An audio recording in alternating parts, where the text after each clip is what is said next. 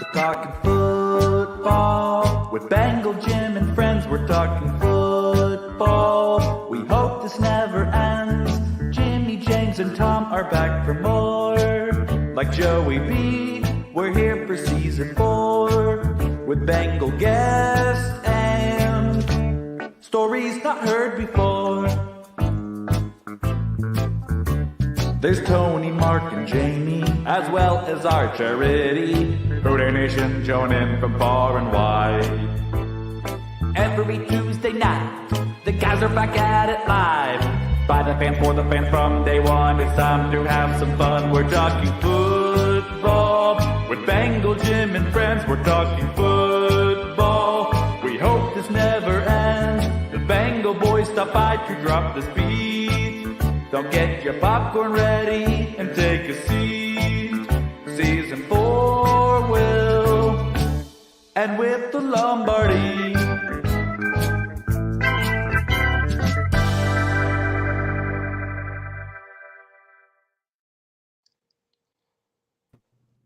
Live from the Bedford Studios in Cincinnati, Ohio, Brownsburg, Indiana, and Frigid, Canada.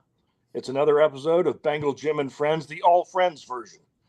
And we celebrate a big victory against the 49ers. And without further ado, here is James. Oh, man, throwing it right to me. You know, we just had a neighbor come by, saw the behind the scenes at Bengal Jim's, and he asked, do they celebrate Halloween in Canada? Do kids trick or treat?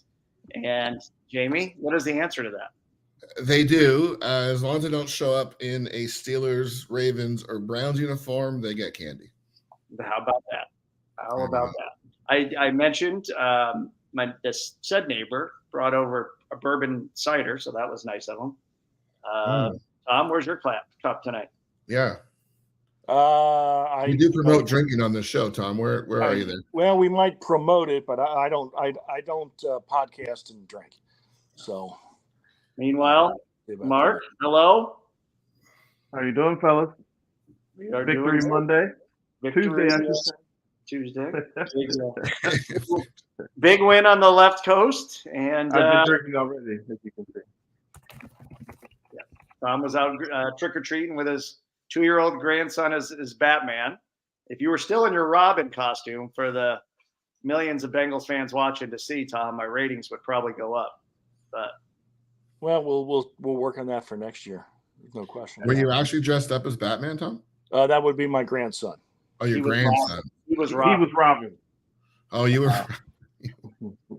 I don't know. He knows Batman. He knows Wobbin, and the Joker is just the joke. So that's okay. Well, we're obviously have a special guest today. Jeff Hobson's coming on to talk to us. We're going to start the show off with him. He just connected. I think he's reconnecting. I didn't see a video when he came in, so we'll wait for him to get on. While we're waiting for Jeff to log back on, why don't we just have full battery this time? I do, actually. I brought my hold on a minute. My when did you not have a full battery? What did I miss? Last week. He was in the middle of last making week. a point. I got cut. I was actually in the middle of making a point, and I got cut off. The laptop died, unfortunately, but I do have a full battery. Thank you for asking. So I see Jeff in the lobby. I just don't see a video. Why don't we try and bring him on and see if we can hear him, James? Do you think? Yep, let's do it. I mean, a vocal Jeff's better than anything, better than nothing, right? Jeff, are you there? I am here. I hope you guys can hear me. We can't see you, but we can hear you. But that's the good. best. It's the best of both worlds. The face for radio, Jeff. That's what we got right here at Bengal Jim's tonight. This is the happiest thing that's happened to me today. Yeah. Well, we appreciate you carving out some time for us, Jeff. I trust you've gotten at least some sleep from flying in from San Francisco. Yes, sir. Yes, sir. Thank you for having me. All right. Well, as good as always. Little bit of a turnaround. The whole city was on depression watch the middle of September, but that seems to have healed up, along with Joe Burrow's calf being down there with the guys in the locker room, Is there that the swelling of confidence down there too? I mean, they're not really cocky or overconfident, but are they feeling a little bit more like themselves? Yeah, I think everybody feels better. I think, they're veterans of the NFL. If you don't like what's going on, wait 15 minutes. And the seatings and the standings and the narrative, everything will change. Will be flipped on its side. And I can assure you, come Thanksgiving, what we're looking at will be a hell of a lot different than what we're looking at today. But for today, it's good. And I think you guys have been following this team long enough to know, and the league, and that because the Bengals aren't the only team that's subject to this. It's a Kings Island roller coaster league. It's just the way it is, and you got to learn to, like Teddy Karras said, we'll enjoy Halloween, and then we'll move on. So they haven't been able to enjoy the last two Halloweens. So I think they're just taking it. They've been here before. To borrow a phrase. They came out of the last 2 years. They've been November, December, January teams, and I think Zach Taylor kind of addressed that because he had November come early and treated this one like a November game, and they sure played like it. James? Yeah, today was the trade deadline, as everyone knows, Jeff. I think the long-standing Bengals fans didn't expect anything. Certainly there were some rumors out there, tight end, maybe running back, bringing some old horses back to the barn that were on the roster last year that went for greener pastures this year that haven't worked out so well. Maybe this is a two-part question. And Jeff, before I ask this question, Mon from Florida logged in. I think it's the only time he watches our show anymore is when you're on. So we have to thank you, Jeff, for bringing Mon on and watching our show tonight. Now, Mon's a fellow podcaster. He's got his own. He's got his own empire. He's got his own empire to tend. So he doesn't have time for us anymore. So thanks to you, he's joining us tonight. I appreciate that, and I appreciate your Syracuse shirt. You better not move that show to Tuesday at 8, or we're to crush them. But other than that, we support them fully. Oh yeah, I realize I do have a Syracuse shirt on. Yes, but anyways, back to my question. Two-part. One, is it just the value that the Bengals place on the draft picks, and two, obviously they're not going to give up a king's ransom for somebody that they're going to have a couple games, unlike what we saw in San Francisco and Chicago with those both teams getting the Washington guys. So what can you say to the fans that maybe get a little anxious and then disappointed every trade deadline, Jeff? Well, I mean, you just said it, James. You just said it for me. One of the best rosters in the league. I mean, even though they're 4-3, I think they feel like they have, and people will tell you, people not in this building, but they'll tell you it's one of the best rosters in the league. So what are you doing?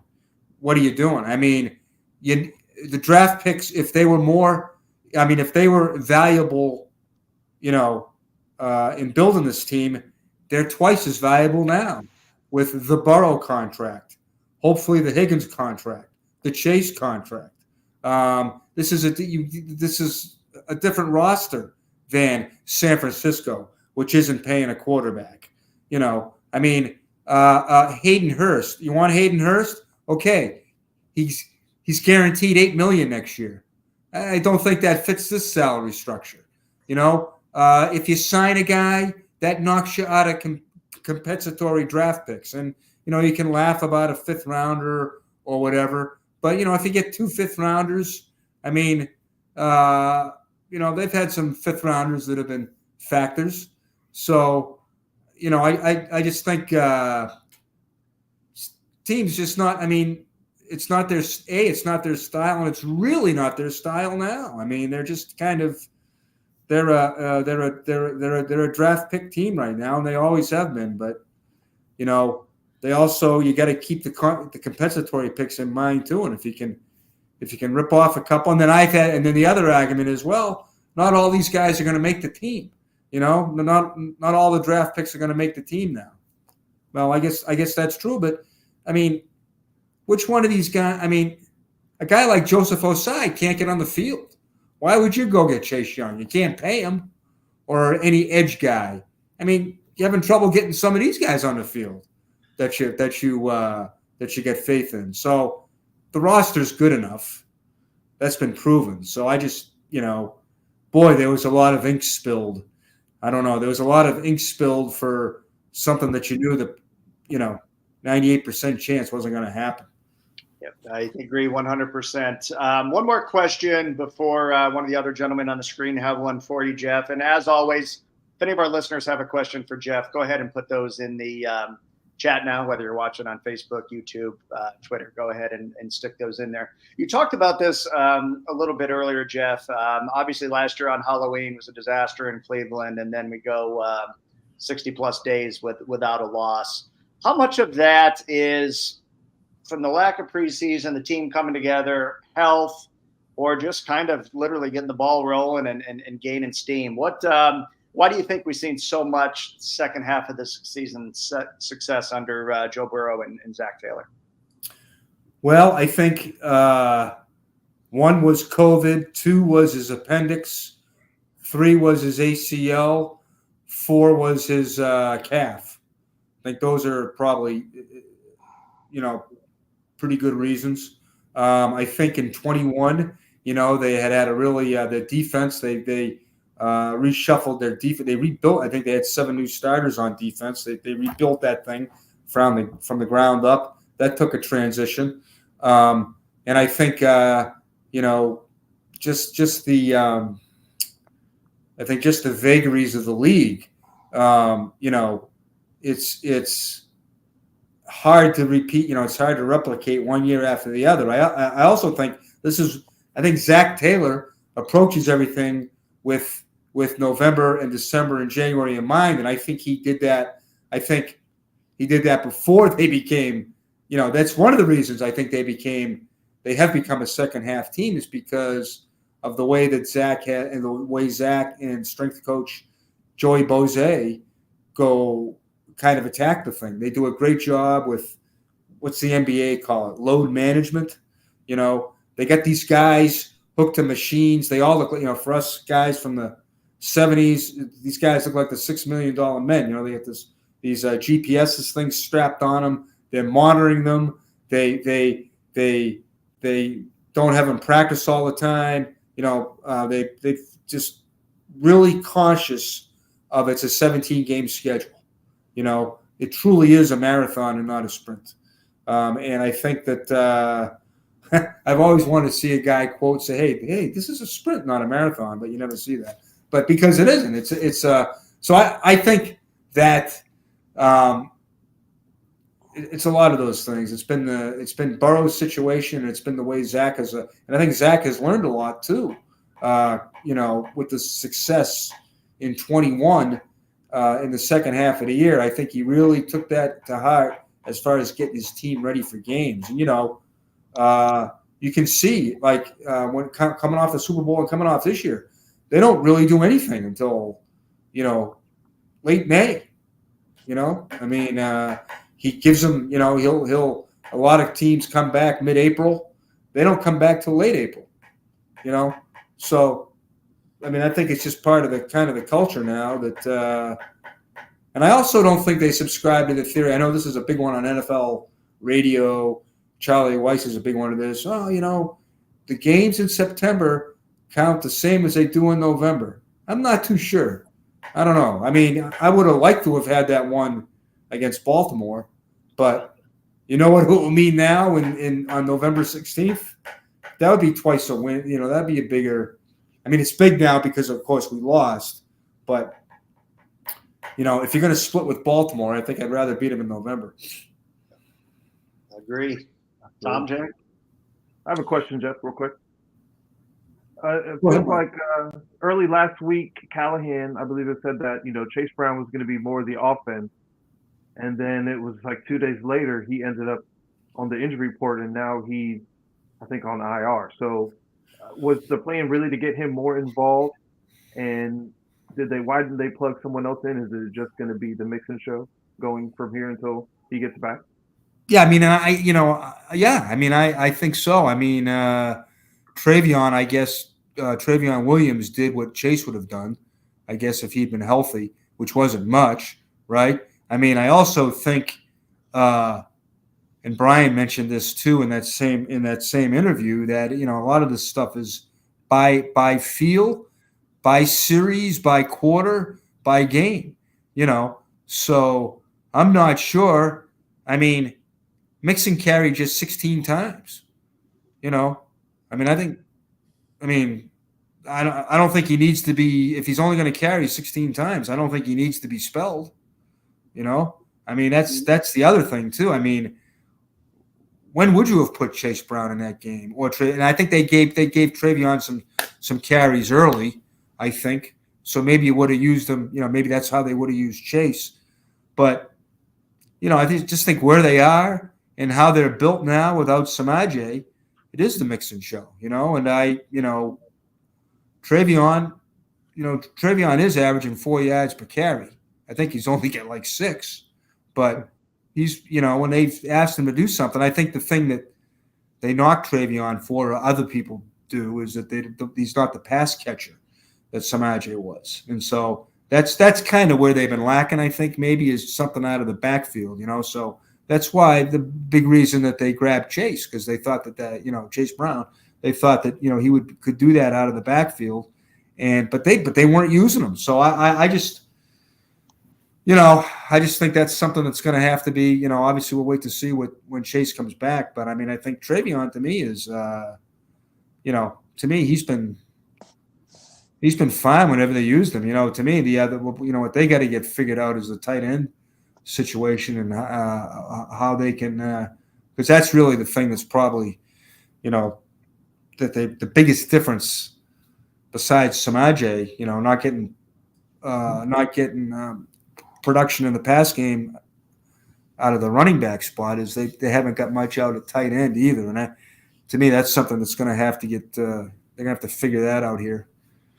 That's a great segue to my question, actually. The chat, Jeff, first of all, thanks for coming on. We always love having you on the show. Thank you, Jeff. So one thing the chat's lighting up about the tight end position, obviously, and I know you were saying a lot of ink was spilled, a lot of unrealistic scenarios about Hayden Hurst coming back and obviously not going to carry that salary. The one rumor, I guess, that I maybe got my hopes up about, knowing longtime Bengals fan, knowing they don't ever really do anything on trade deadline day, was the fact that we do have a great trading history with the New England Patriots, who are sitting on 2 stud tight ends, and watching Irv Smith Jr. drop that pass and I felt like something was going to happen today. Were the Bengals in the mix for anything today? Was there talk at all? I mean, this is something else that mystified me. Tanner Hudson almost made the team. Right. So, I mean, he's got Burrow's confidence. He was active for the first couple of weeks when Irv was hurt with a hamstring. So when you got a guy like Tanner Hudson there, who's got the same NFL pedigree really as those guys in New England, I mean, why he's sitting right there. If you want to do something with Irv, there's your guy, Tanner Hudson. I mean, he almost made the roster. Why trade for a guy? Now I don't know what they're going to do, because I think, Jeff, I think Irv was maybe the biggest casualty of the Burrow calf when it came, because I think he needed that time to sync up with him.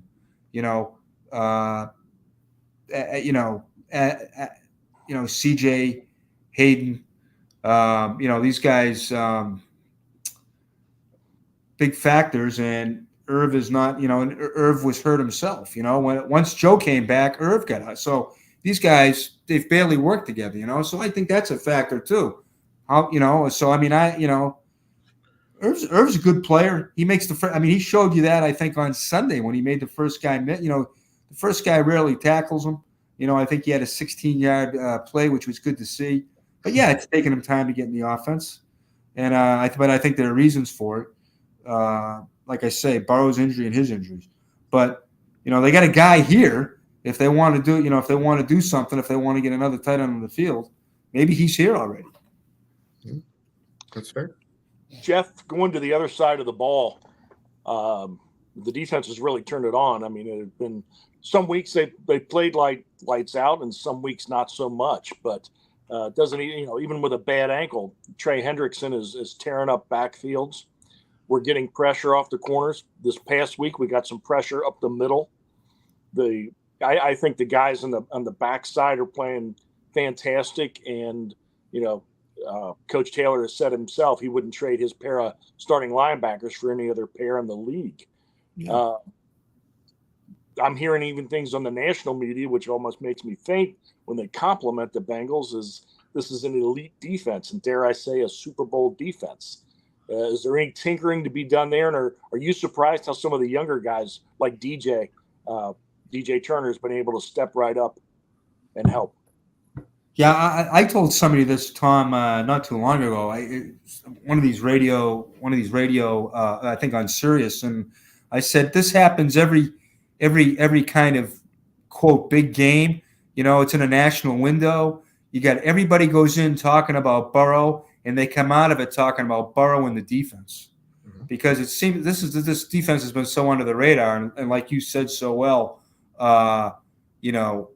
you went down about all the guys who were playing well, and it is elite. And I think how Dax Hill has fit in there.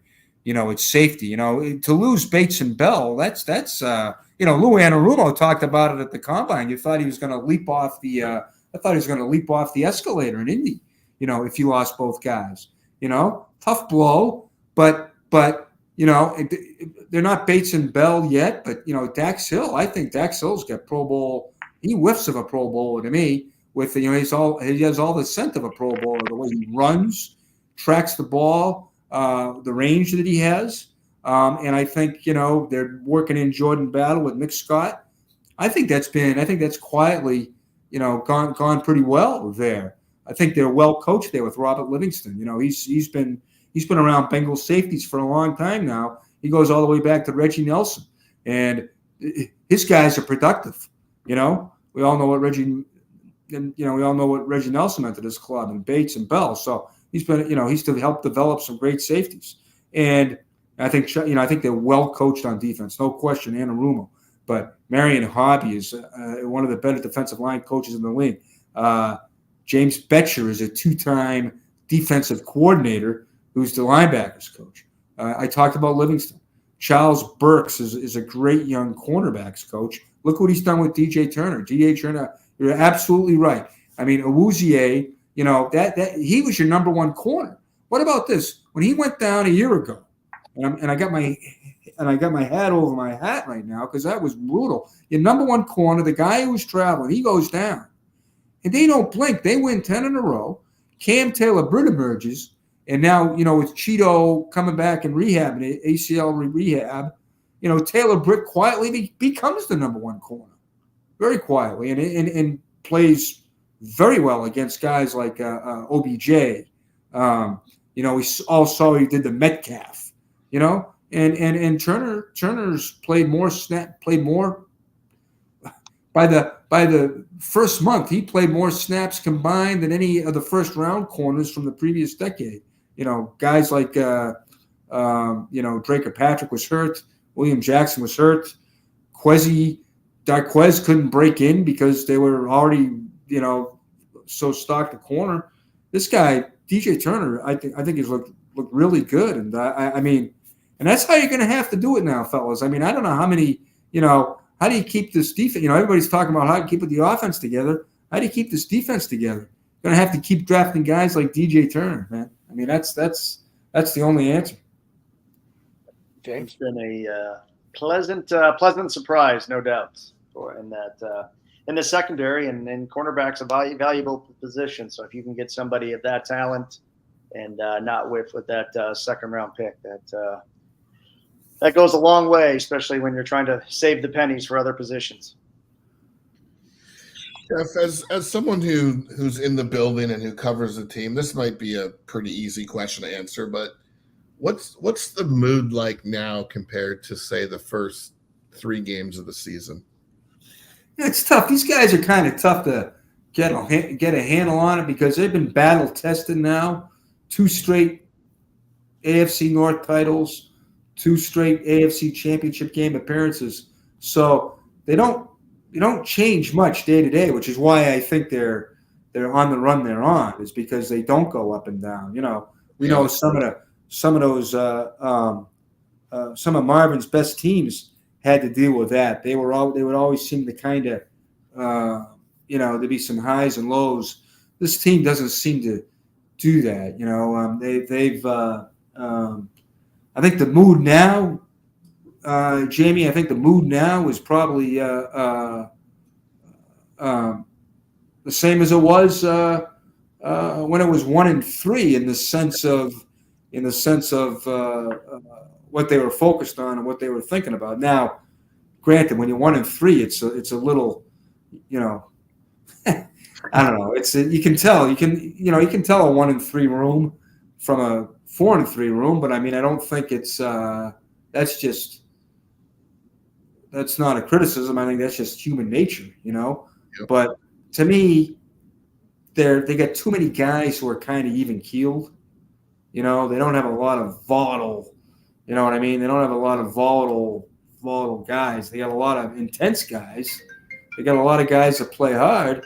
But I mean, I think they got guys that are, they kind of show up every day, punch the clock, and don't get too excited about anything.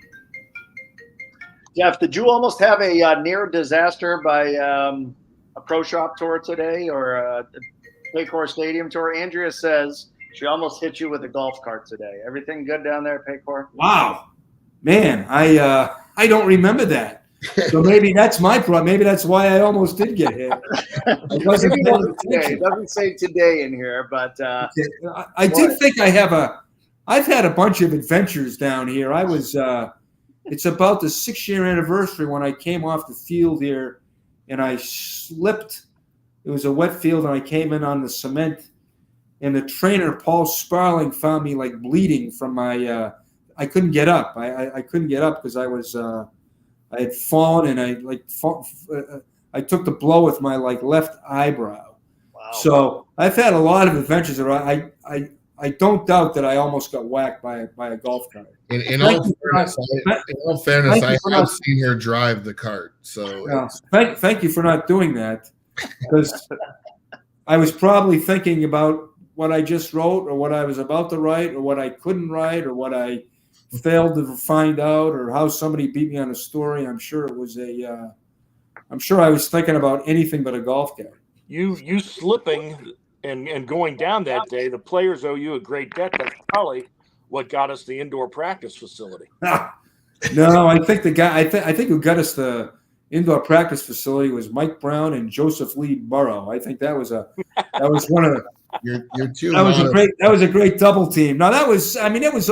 I think we were always going to get one. It was just there was a lot of logistics with the county and everything like that. But it's and it's funny, they use it and they like to have it, but it's like that they like to practice. Zach likes to practice outside too. I think the players do too, because it's we are a northern team, right? 100%. One or two more questions before we let you go. We want to be conscious of your time, Jeff. Looking forward to Sunday night. I thought the energy for the Ring of Honor game Monday night was just ecstatic. Paycor was rocking. Kudos to the Bengals fans. They just had that place as loud as it can be. It certainly seems like the players play off that energy that's in the stadium, and expect more of that Sunday. Obviously, they're introducing something new with the stripes, where orange and black, depending on what section you're in. But what can you tell us looking forward to the game Sunday night? Obviously, the regular season game last year was tragic with what happened. Glad everything worked out. Certainly, Buffalo's going to have a chip on their shoulder for what happened in January up there in the snow game. But what do you think we have in store for Sunday night beside an electric Paycor Stadium? Yeah, thank God Demar's, hopefully he plays. I'd love to see him active, just great to see him back on the team. And he's been a great ambassador for CPR. Before Demar got hurt, I don't know about you guys, but that was about as electric as I had ever seen this place. Those first 9 minutes of that Buffalo game, and they played great. I mean, they came out of the box. I mean, they met they met it, and they always do. They play great here ever since Von Bell took out Juju Smith-Schuster. You can't beat him here in prime time, and that is a I mean, Zach talked about the electricity. A night game at this place is special. It's unique, and the fans make it. The fans are just so loud, and the players really thrive off that. And there have been some iconic, moments. Pratt making the pick off a car to get that playoff win. Sam's 98-yard ramble. I mean, when you sit in that seat at night in this building, I mean, something magical is almost going to happen. The players seems to sense that. So, James, getting into the nuts and bolts of it, Buffalo's dangerous, and you hit it right on the head. This game has been marinating in their mind since 27-10. And Josh Allen's been getting a lot of heat. He's great. He's a great player. He might throw more brain. I was talking to the Buffalo writer today, the great Mark Gaughan. Allen may throw more brain cramp picks than Burrow, but he's still a dangerous man, with those legs. And they did what they were supposed to do over the offseason. They did get a possession receiver. That was the problem last year. They felt that they had too many. If they couldn't get it downfield, they were screwed. So they got Dalton Kincaid. He's panning out. So I think they're better. I think they're better offensively. But, they're trying to find themselves a little bit. And so great opportunity in this building to make them go another week trying to find themselves. I mean, it's a playoff game. The electricity is going to be a playoff game. And whoever wins this game is probably going to the playoffs. True. I agree. 10 to 11 wins, I think gets an AFC team in, but that means we go 7-3 down the stretch. So we got a lot of winning left to do, and if the second half is any indication of what's happened in years past, hopefully we can repeat that. Tom? Yeah, Jeff, you've been very generous with your time. We're not going to monopolize you too much long, but to add to a point you just made, Jermaine Pratt, Jimmy and I here on the show and the guys, we'll talk about Bengals history and all-time Bengals team. You and I have you've been kind enough to indulge me, and we've talked about Bengals history. I really think he's the biggest, best big play linebacker in the franchise's history. You look at the big play, you mentioned the Carr interception, the strip of Kelsey. Yeah. The timely sacks. He seems to, when we need a turnover. The play Sunday Sunday was against maybe the best individual defensive play this team's seen in decades. Yeah, that's right. But he might be first team all history, all Bengal before it's done. But again, Jeff, if you would remind everybody where they can visit you every day and where they can get their instructions for Sunday night, whether they're wearing black or orange in their section. And we thank you for your time, and hopefully you'll indulge us again very soon. Tom, thank you very much for getting me set up with the link. You were great about it. That was Jamie. Okay. Jamie, thank you. And you're exactly right. That's heavy words from a great Bengals historian about Pratt. I think you're exactly right. An underrated guy, I thought, who always seemed to make big plays, but not in as many big games, was Brian Simmons. He kind of had that knack. I know in 2003, they were looking at going 1-4 or 2-6 in Marvin's first year. He made a big play against Seattle to turn it around and get him to 8-8. But Pratt's exactly right. And Logan Wilson's climbing up the. I have to go back and look at it now, but I think 10 interceptions now in a career. I think that puts him past some big names. So you're exactly right. And you can find me with the Tony C avatar. And I now have a one-eyed cat, by the way. My wife adopted a one-eyed cat. His name is Tony. His name is Tony C. And but you can find me at GEOFF Hobson CIN. And I don't know what the hell it is. Is it Twitter? Is it X? Do you get thrown in jail if you say Twitter? I don't think Sean even knows what it is. I don't know. I try to. I send the link out on my stories, but that's about all. I'm afraid to look at Twitter, actually. It's like looking at an eclipse. It's like looking at a solar eclipse. You might get, you might lose your job. You might get blinded. So I don't know. You might not be able to vote. I don't know. I'm scared. I'm scared of X, Twitter, whatever it is. That's big. Well, Jeff, we appreciate it again. We'll see you Sunday night, and again, we hope we can visit with you very soon. Please call me. I'll do it anytime you guys ask. I really enjoyed it. Thank you. Thanks, Jeff. Take care. Thanks, guys. Good day. See you. Step. He goes. Always fun having Jeff on. His phone was ringing there a few times. It's maybe the Bengals actually made a trade and it just didn't get reported in time. And No, I don't. The fact I don't didn't think go so. through. I don't think so. Brief announcement: a new segment that we're starting, pretty much because Jimmy's not here, so we didn't have to check with him. And that is anybody out there. You can get on when Bengal Jim tweets and or one of his pages to nominate the new viewer of the week. And you can call it nepotism, and you'd be right. Our new viewer of the week, first-time viewer, my Aunt Ann from Marymount, watching with my Uncle Dick, first time tonight. She's always rooted for the Bengals, always been pleased when the Bengals won because put everybody in a good mood. But in the last several years, she's become a very big Bengal fan because Joe Burrow. So she's the city's biggest Joe Burrow fan. So Ann, thank you for tuning in tonight, and we will see who the new viewer of the week is next week, and watch Jimmy's shot face when we talk. I honestly thought you were going to put this guy up as the viewer of the week here, but let me ask you, and I'm glad you brought that up. And this is a question for all three of you. I don't know, where the map falls. What color jersey is Craig going to wear Monday night? Oh no!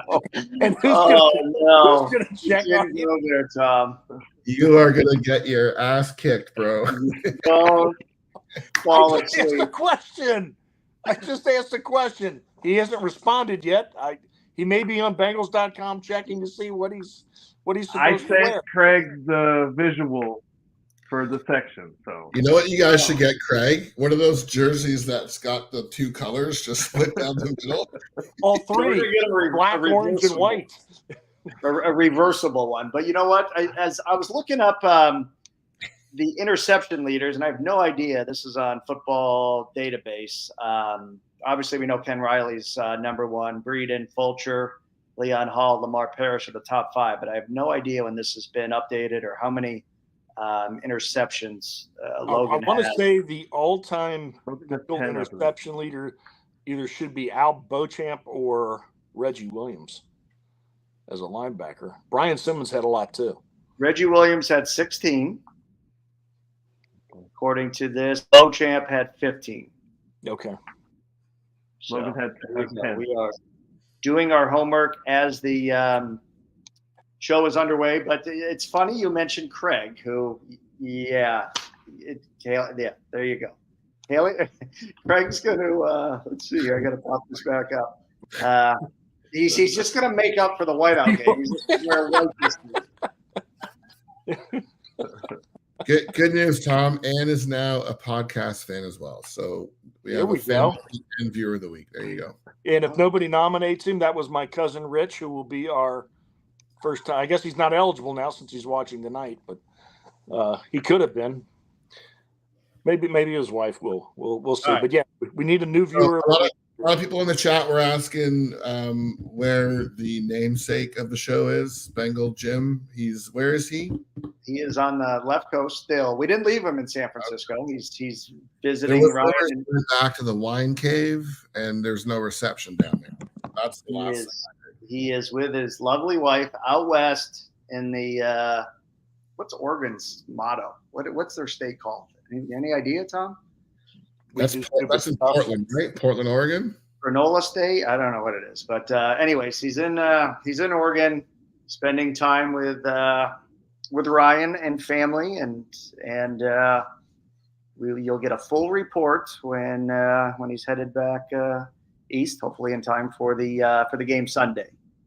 So we miss you, Jimmy. We'll see you Sunday. And with that said, going back to the whole Craig situation, Brandon put a note in here and said, "How is the let's see, Brandon put how is the scouting process going in Duval? Just so you know, this isn't any Michigan type undercover scandal stuff. Craig is in the Sunshine State. See, I know what Florida's nickname is, but I don't know what Oregon's state motto is. Craig is in Jacksonville on a recon mission for tailgate locations. As everyone knows, we did put tailgate tickets on sale, I think right before the Arizona game. I think it was still October, September, and everybody's like, man, where's, I see the Nashville tickets. I see the Arizona tickets. When's these Jacksonville tickets going on sale? And everybody knows a large crowd that we had in both Nashville and Arizona. Expecting a huge one for Jacksonville. So to answer the question, the link is there in the chat. But what it came down to, we had a couple prime venues to select from for the tailgate in Jacksonville. So Craig, being in between Beer Fest and more free time than anybody on the screen has, took it upon himself to make the trek to Jacksonville and just meet in person with a couple key players down there and finding the best spot that's going to, first of all, accommodate all our people and be close proximity. Obviously, there's a lot of variables that we need to take into consideration when we do the away games. So he's doing that. We should have an answer, if not end of this week, early next week. But I can tell you, we've done a lot of these away things. This one may be the best, if not top two ever. From the views, from the location, from all the amenities and stuff we're going to have going on, I think it's going to be one you don't want to miss. So this isn't fair. How come Craig gets to go reconning in Jacksonville as part of this thing, and I have to research the motto for the state of Oregon? What is the motto? Which, by the way, it's "She flies with her own wings." They're talking about a duck? It's actually Latin. I can't pronounce it.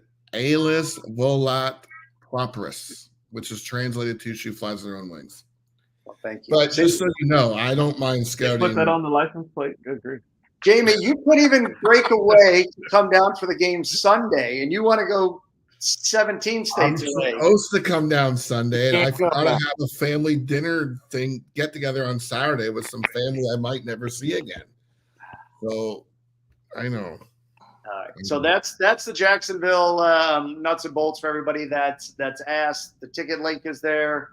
Parking's another question that people are asking about, so stay tuned. That's kind of the second half of the equation once the exact venue is secured.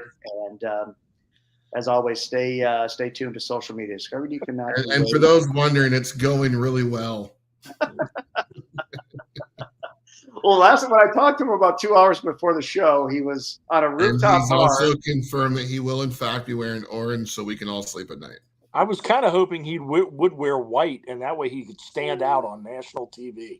So he's Craig stands out no matter what color jersey he wears. Like texting, watching YouTube, and trying not to get lost on Waze all at the same time. Great. He's a man of many talents. Anyways, Jamie, those kind of not in the loop might ask, why is Parlay King in the equation or in quotation marks on your name? Yeah, well, because I'm the self-proclaimed Parlay King. Thank you very much. Hold on. I got to put our sponsor. Hold on, before you do that. Okay, this session. Now I do have to preface this by saying that I don't have Betfred in Canada. Okay. And if I did, I would have definitely placed my bet on Betfred. You're thankful you didn't, but go ahead. Yeah. Do you want to see it? Do you want me to put it up? I got to put it up on the screen. Hold on a second. Put it up on the screen. This Make may sure be there are account numbers on there. Another new segment. No, there's nothing. Give me 1 second. You guys keep talking. I got to find it now. I just uploaded it to my computer here. Okay. Speaking of tailgates, looking forward, man. We got 14 and a half minutes before we got it. I got it here. You want to watch it? There we go. Go ahead. 1, 2, 3, 4, 5. Now, Guys, you were at the game, but when Jamar caught that touchdown pass, The first thing I My thought of. phone exploded. It exploded. Let me tell you something, okay? They offered me. longer. Okay, hold on a second. So Put it back up there. There you go. before the kickoff, they offered me 7,000. And I didn't take it. And then when the Bengals were in the red zone on the first drive of the game, they offered 8,900, and I didn't take it. And then at the start of the fourth quarter, I mean, I'm already into the game when I'm watching the Bengals play, right? But I saw that pass go to Chase before it was even thrown. I saw him. I'm watching the broadcast, so I see him go off to the right.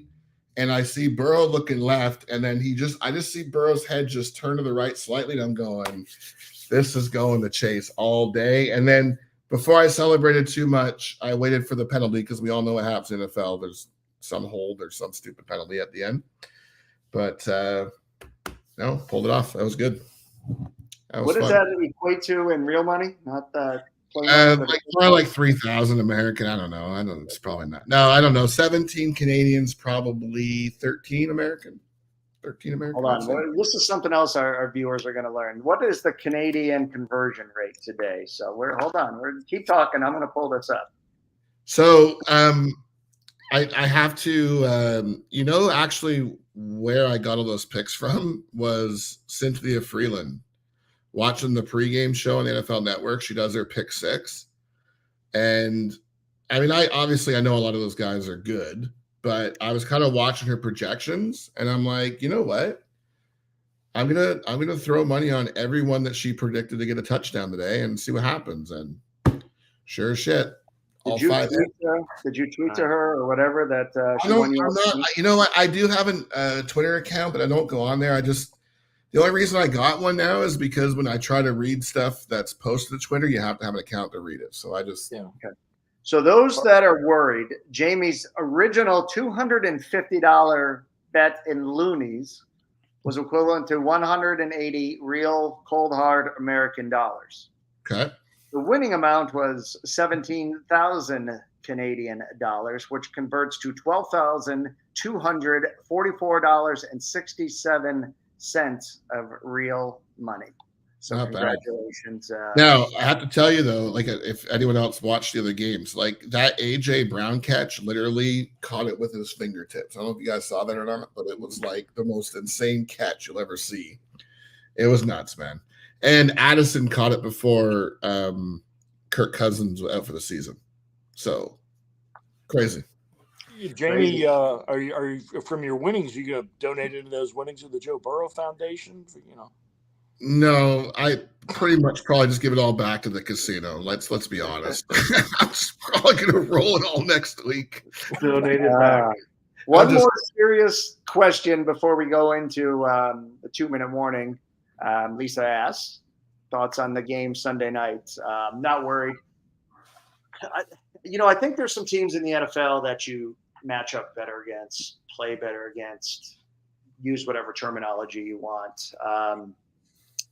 I think Buffalo, we match up well against them. I think look at the most recent games. We've done well. And I think that the other huge advantage, like we talked to with Jeff, is just simply going to be that home field advantage. I think the place is going to be loud. It's going to be electric. The players are going to be amped up.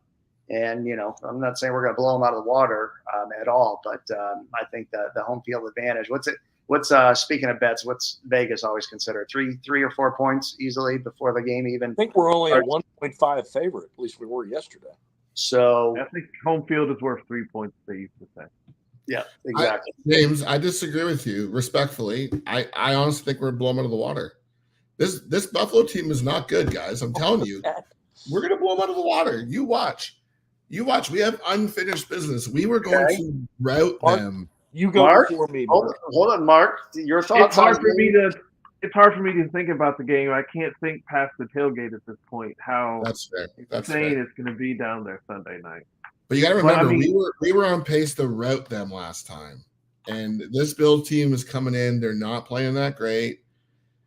I live in this area, so it's just Bills all the time. The Bills fans are worried about this team. I'm telling you right now, they are worried about this team.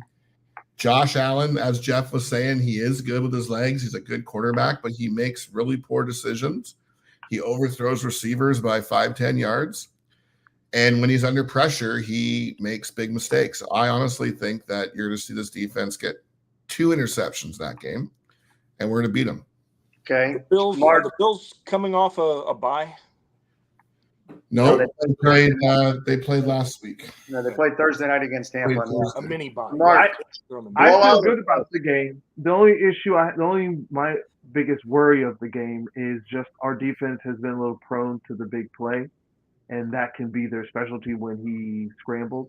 I think in years past we give up less of the big play. So as long as we can tackle well, part of big plays is missing tackles. If we can tackle better than we have, and I think we did better in San Francisco than we did earlier in the year.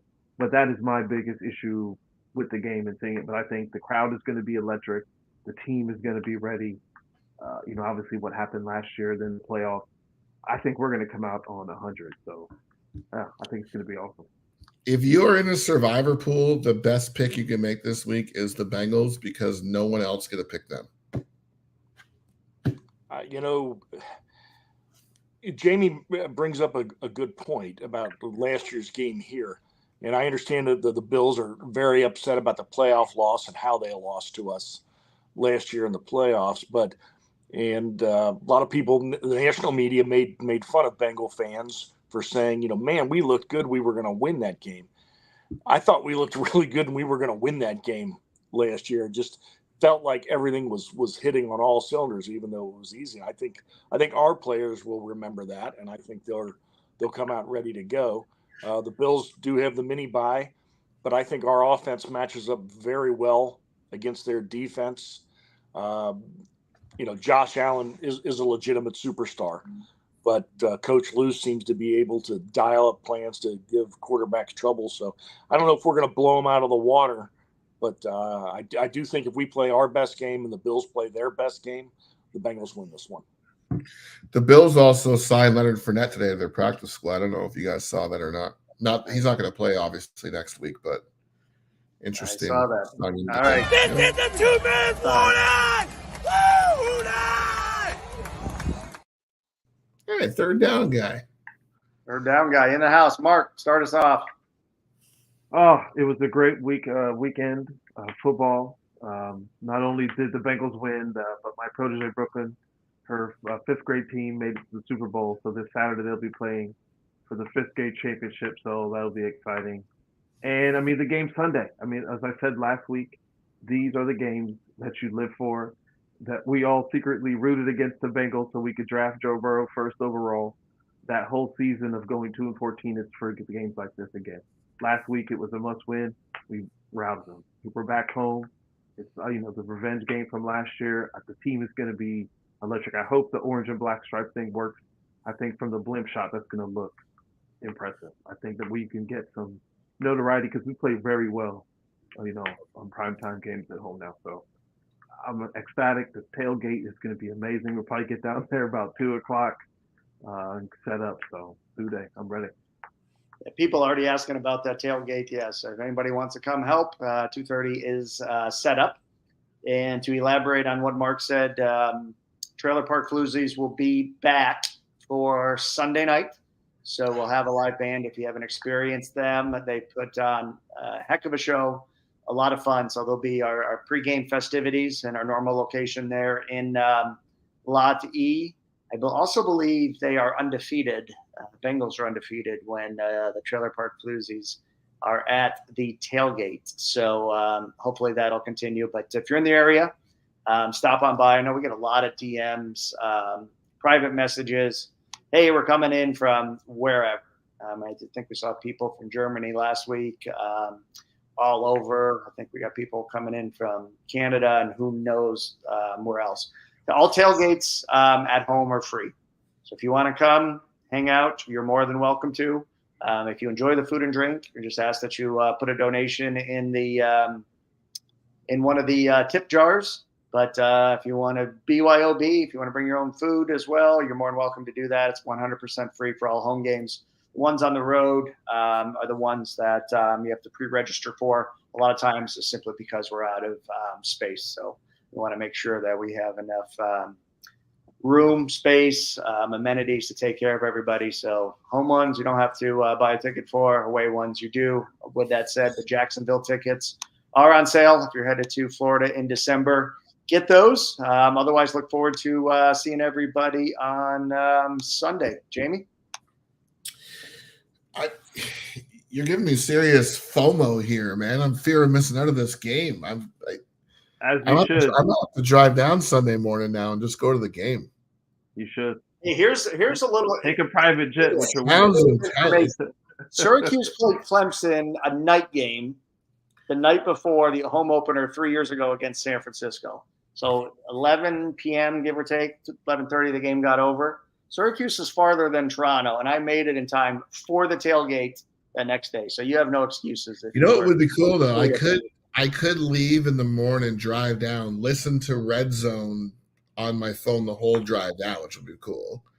And then get to the tailgate around 5, get a few drinks in me, go to the game, crash, and then go home. I have to be home Monday night for my poker league, Monday night at 8 o'clock. I'll be back by 8 o'clock. No excuses. Make it happen. I think I'm going to have to do this then. I'm going to have to drive down Sunday morning, bro. You can't miss this. It's going to be amazing. But I will tell you this, and I'm not making light of the situation. I'm not making light of DeMar Hamlin and what happened last year, but I was supposed to be at that game. And we ended up hosting a watch party at my venue because a lot of Bills fans around here. So we like 65 people there watching the game. And then when that happened, it was like, obviously you feel sorry, but at the same time, I'm going like, man, like I could imagine the impact, like the travel that people do. We have guys that come from like Germany for a game. You know, what if that was that one game that they picked, right? Obviously, in the grand scheme of things, not a huge deal, but it is interesting when you think about like, you know, when a band cancels a show 5 minutes before, it's like people are upset about it. But then we start thinking about all the travel plans. I just realized as I'm saying this, I sound really inconsiderate about what happened. So I'm just going to stop talking about it. No, I mean, because I will say that I've never felt the stadium I did for those 5 or 6 or 7 or however long minutes we played until that tragedy happened. I mean, that place was going to erupt when we were going to score on that touchdown that we were going to score. It is interesting because I was there last year with some friends when Tua went down.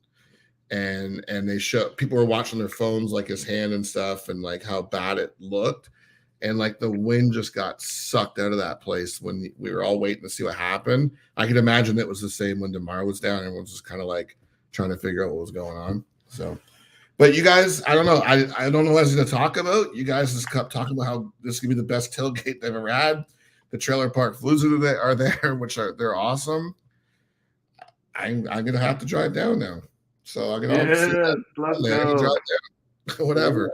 And Eileen from California, I don't think she's driving, but she's according to the chat, she's going to be here. Where's her comment? Where is her? There she is. Now, keep in mind, I am okay. SoCal, that's cool. I am going to be coming down in a smart car.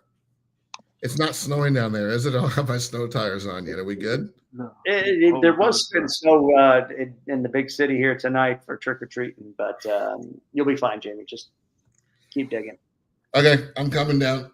I'll see you guys on Sunday at the tailgate. Right, now you've given Tom 1 minute and 30 seconds for his ending. You've got it. The boss not here. By the way, I have a little post-it note on my laptop to show me which way to hand the ball now. So, Tom, there you go, buddy. Thanks, big guy. You went the wrong way. You need a sticky note. It was the delayed handoff. Dude, I'm not Jimmy Garoppolo. I didn't. You guys have 15 minutes before we go live. I'm supposed to throw it to you. That's how it worked out. But you're acting like I'm Jimmy Garoppolo, and I didn't put it in the right spot. It went the other way around the world. I'm That's how so it went overwhelmed that you're coming. I didn't know what to do. But no, big, like I said, so much work that these guys put in. Not this guy, but the other guys on the screen every week at the tailgate. So if you can come down and help, I think James said about 2:30 they will begin setting up. I don't know whether that's legal or not, but please come down for them. We've covered everything else. Let's go get the Bills. Let's start getting some AFC tiebreakers and get right back in the thick of the race. And thank you all for watching Bengal Jim and Friends. It has been a true pleasure, and it is now exactly 1 hour. See you next Tuesday. It's been something. Who day, everyone. Yeah. Who day night.